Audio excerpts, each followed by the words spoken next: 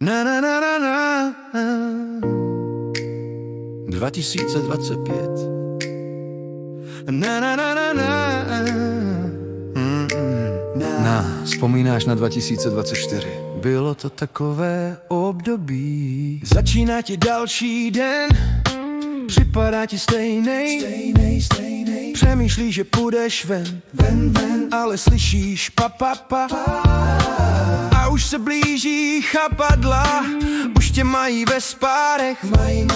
Tvá mysl je ve svárech. Jak z toho se dostat pryč?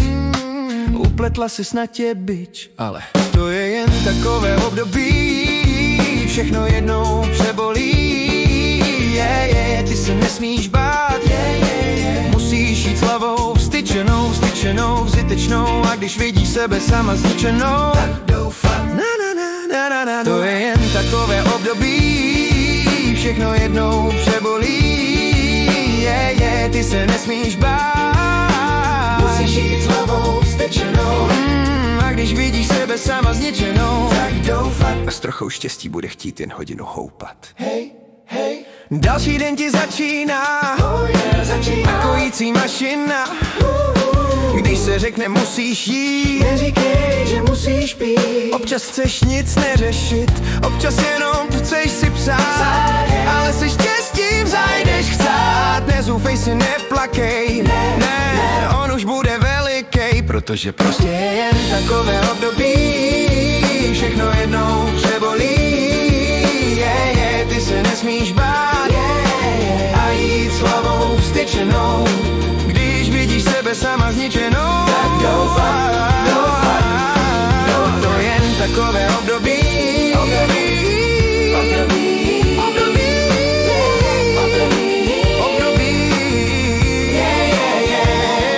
Všechno jednou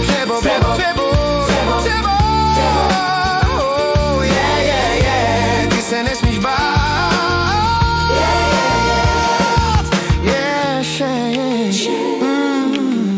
Ty se prostě nesmíš bát. Musíš se tomu zasmát. Z rutiny si vybočíš a jedno sraní přeskočíš a zlatíčko zas nakojíš. A tak zase pár let uběhlo, už nepřijdeš si jako nemehlo.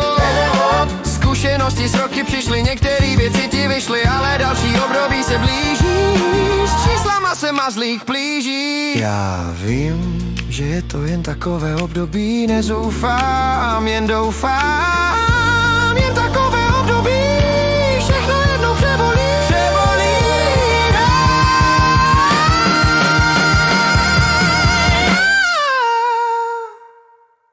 A pak si vzpomenu. To je jen takové období.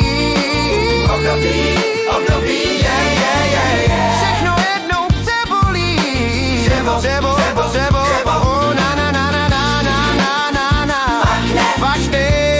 Fakt ne. A jít s hlavou vstyčenou.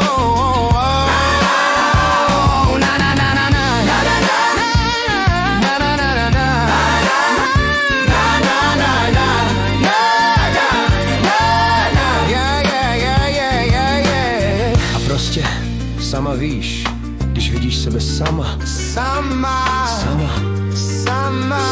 zničenou.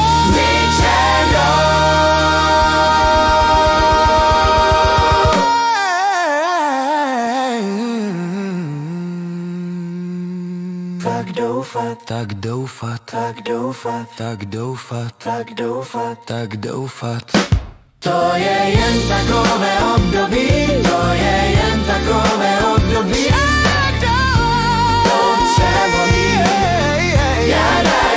To je jen takové období. Všechno tě jednou. To je jen takové období. Všechno tě jednou.